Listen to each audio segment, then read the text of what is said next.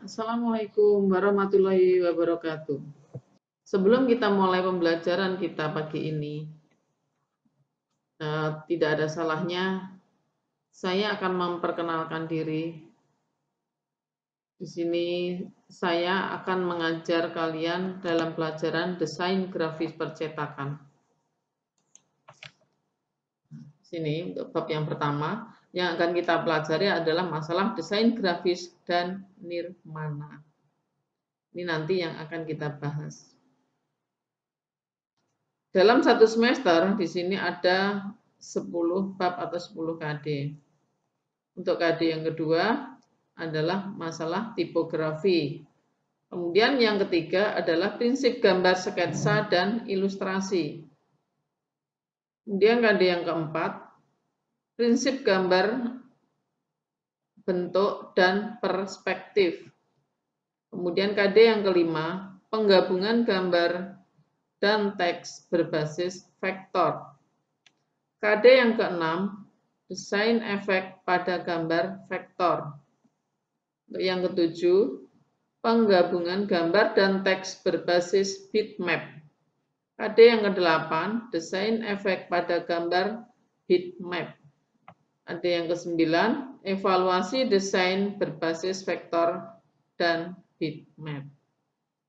Untuk KD yang ke-10 dalam semester ganjil adalah masalah fotografi. Untuk pertemuan kita pertama kali ini, kita akan membahas bab yang pertama yaitu desain grafis dan nirmana. Desain grafis dan nirmana, nirmana sendiri mempunyai pengertian yaitu pengorganisasian atau menyusun elemen-elemen visual seni rupa seperti garis, titik, warna, bidang, ruang, dan tekstur menjadi kesatuan yang harmonis. Atau juga nirmana di sini dapat diartikan sebagai hasil dari angan-angan dalam bentuk dwimatra. Dwimatra itu adalah 2 dimensi, sedangkan dan juga bisa berupa hasil trimatra atau dalam bentuk 3 dimensi. Di mana antara 2 dimensi dan 3 dimensi, ini saya harap kalian paham apa yang dimaksud dengan 2 dimensi dan 3 dimensi. Ya, 2 dimensi itu adalah, kalau lihat dari sisinya, adalah mempunyai panjang dan lebar. Sedangkan 3 dimensi ada panjang, lebar, dan ketebalannya. Itu adalah misalkan kalau kita bicara dalam bentuk gambar 3 dimensi.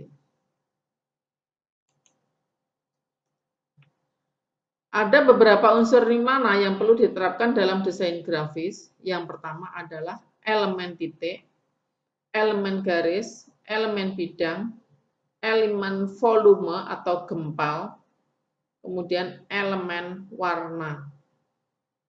Marilah kita bahas satu persatu dari beberapa unsur nirmana di sini. Yang pertama adalah elemen titik. Untuk elemen titik adalah suatu bentuk kecil yang tidak mempunyai dimensi. Dari sebuah titik dapat dikembangkan menjadi garis atau bidang. Dan pada gambar, dalam bidang gambar akan berawal dari sebuah titik dan berhenti pada sebuah titik. Jadi secara umum di sini, bentuk diartikan titik karena ukurannya yang kecil. Namun pengertian kecil ini sesungguhnya adalah bersifat nisbi atau relatif, tergantung dibandingkan dengan apa dan ukurannya seberapa. Jadi ini adalah berupa titik, ini adalah gambarnya. Kemudian untuk yang kedua, yaitu elemen garis. Elemen garis di sini adalah suatu hasil goresan nyata dan batas limit suatu benda, ruang, rangkaian massa, dan warna. Sedangkan garis sendiri itu bisa berupa garis, bisa panjang, pendek, tebal, tipis, lurus, melengkung, berombak, vertikal, horizontal, diagonal, dan lain sebagainya. Dan jika titik-titik diletakkan sejajar secara berimpit, maka akan didapatkan sebuah garis.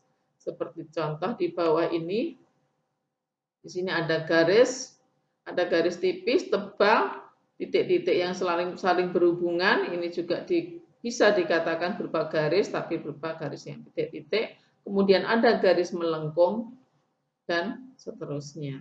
Ini adalah elemen garis. Untuk berikutnya, yang ketiga adalah elemen bidang. Elemen bidang merupakan bentuk yang menempati ruang, dan bentuk bidang sebagai ruangnya sendiri disebut dengan ruang dwimatra atau dua dimensi. Bidang hanya berdimensi panjang dan lebar. Tadi sudah saya katakan ada dwimatra, itu adalah hanya mempunyai panjang dan lebar saja. Ya. Bidang sebagai ruang adalah ruang dwimatra dan merupakan tempat di mana objek-objek berada. Jadi di sini bidang ini adalah yang belakang ini. Ya, ini adalah dwimatra. Kemudian kita lanjutkan untuk elemen yang keempat adalah elemen gempal atau volume. Bentuk rupa gempal atau volume merupakan bentuk yang mempunyai 3 dimensi atau trimatra, yaitu dimensi ruang yang terdiri dari panjang, lebar, dan tebal. Hampir semua bentuk di dalam semesta ini berupa gempal atau volume. Misalnya, kain yang tipis tetap mempunyai ketebalan meskipun tipis. Jadi hampir semuanya ini adalah merupakan bentuk trimatra atau gempal. Kemudian selanjutnya, yang kelima adalah elemen warna. Warna merupakan bagian terpenting dalam berbagai hal, termasuk dalam desain grafis. Warna dapat digolongkan menjadi dua, yaitu warna aditif dan warna subtraktif. Warna aditif merupakan warna-warna yang berasal dari cahaya yang disebut spektrum. Sedangkan warna subtraktif adalah warna yang berasal dari pigmen yang bersifat transparan. Ini elemen warna. Kalau kita bicara masalah warna, ini banyak sekali perpaduan antara warna-warna yang biasanya unsur dasar warna adalah RGB, red, green, dan blue. Red merah, green hijau, blue biru. Itu adalah warna dasarnya. Setelah kita padu di sini, ini ada blue, biru, hijau, dan merah. Setelah merah sama hijau kita padu menjadi kuning. Merah dengan biru padu menjadi warna magenta, dan seterusnya. Ini adalah elemen warna.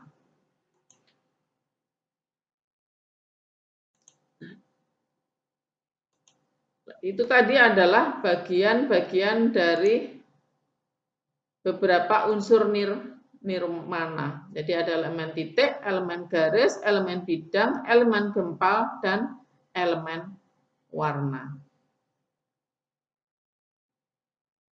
Sekarang kita teruskan untuk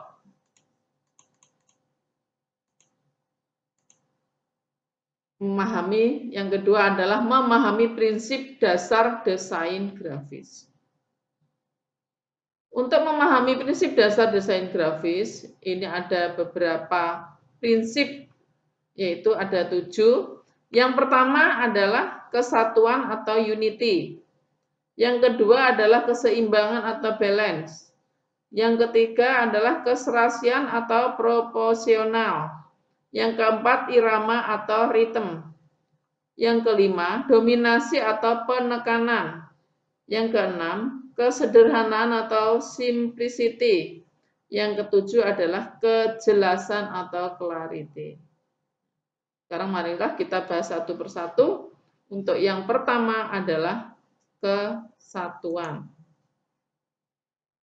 Kesatuan di sini merupakan upaya dalam menyatukan elemen-elemen atau unsur desain sehingga menimbulkan kesan harmonis.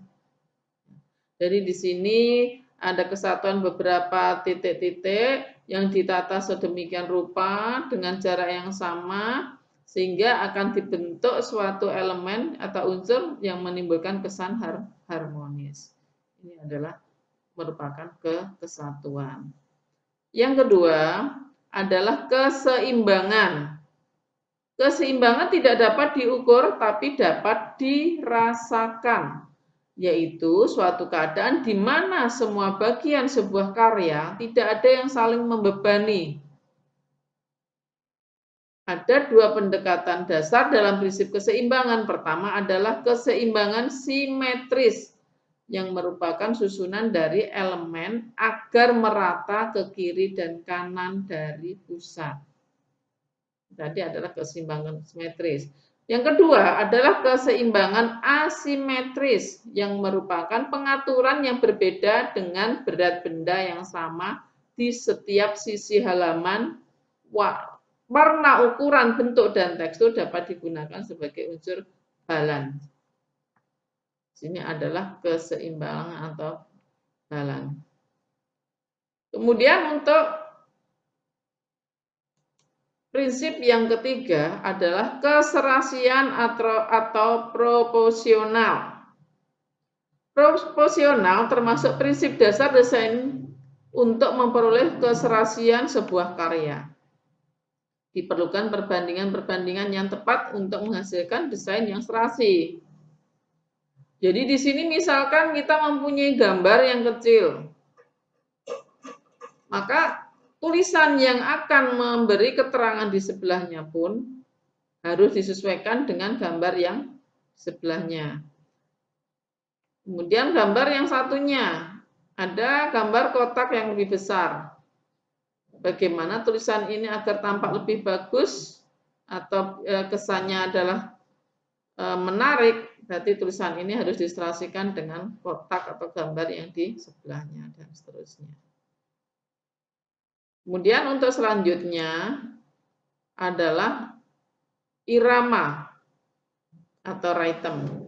Irama adalah pengulangan gerak yang teratur dan terus-menerus. Pengulangan adalah mengulangi unsur serupa dengan cara yang konsisten. Dan variasi atau perubahan dalam bentuk, ukuran, posisi, atau elemen. Itu adalah kunci untuk menciptakan visual rhythm. Sedangkan untuk menempatkan elemen dalam sebuah layout secara berkala memberikan kesan halus, tenang, dan santai. Jadi perubahannya pelan-pelan, misalkan kita dari kotak menjadi lingkaran, ini prosesnya, ini kalau kita perpanjang, ini akan tahapnya akan lebih halus. Kotak akan berkurang, kotaknya berkurang lagi sehingga terakhir akan menjadi bulatan. Ini perubahan yang mempunyai irama atau ritme. Kemudian prinsip desain grafis yang kelima adalah dominasi atau penekanan. Dominasi merupakan salah satu unsur dasar tata rupa yang harus ada dalam sebuah karya seni dan desain. Dominasi berasal dari kata dominans yang berarti keunggulan. Sifat unggul dan istimewa ini menjadikan suatu unsur sebagai penarik dan pusat perhatian. Jadi di sini dari gambar di sini, yang merupakan dominasi adalah kotak. Nah, disinilah yang menjadi pusat perhatian kita, karena dia beda dengan yang lainnya. Ini adalah dominasi. Kemudian untuk selanjutnya adalah kesederhanaan atau simplicity. Kesederhanaan di sini menuntut penciptaan desain grafis yang tidak kurang dan tidak lebih. Jadi kita tidak boleh membuat suatu desain itu yang terlalu berlebihan. Itu akan kurang menarik. malah akan semakin kesannya itu terlalu glamor. Ini adalah yang perlu kita pegang prinsip desain, yaitu yang keenam, kesederhanaan. Untuk prinsip desain yang terakhir adalah kejelasan. Jadi kejelasan di sini mempengaruhi pembaca, penafsiran pembaca akan sebuah hasil desain grafis. Bagaimana sebuah karya tersebut mudah dimengerti dan tidak menimbulkan makna ganda. Di sini misalkan saja kalian membuat suatu logo. Gimana seseorang biar bisa mengartikan logo tersebut itu benar-benar fokus ke dalam suatu produk. Jadi jangan sampai kalian misalkan membuat logo makanan pisang misalkan, tapi kamu tambahi dengan monyet, nah itu akan tidak fokus. Jadi di sini adalah 7 prinsip desain grafis yang sudah kita bahas. Semoga materi ini tadi bisa kalian pahami dan bermanfaat. Demikian pertemuan kita pada kali ini, pada pertemuan pertama. Semoga kalian bisa memahami dan semoga bermanfaat. Dan akhirnya saya tutup dan saya akhiri pertemuan ini. Sampai ketemu dan sampai berjumpa lagi untuk pertemuan berikutnya. Wassalamualaikum warahmatullahi wabarakatuh.